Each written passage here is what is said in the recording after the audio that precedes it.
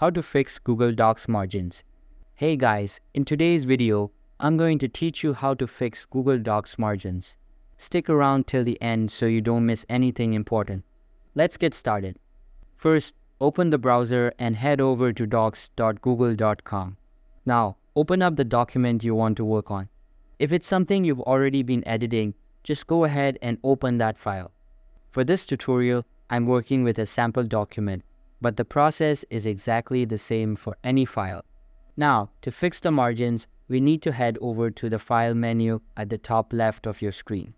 Click on it, and a drop-down menu will appear. From here, look for the option that says Page Setup and click on it. This will open up the Page Setup window. Inside this window, you'll see a section labeled Margins. That's what we're here for. You'll notice that the margins are already set to some default values in inches, covering the top, bottom, left, and right sides of your page. If you want to adjust them, simply click inside any of those margin boxes and type in your preferred measurement. For example, you can make the margins smaller if you need more space on the page, or make them larger if you want extra spacing around your text. Once you've entered your desired margin sizes, click on the OK button in the bottom right corner. As soon as you do that, your document will update instantly with the new margin settings.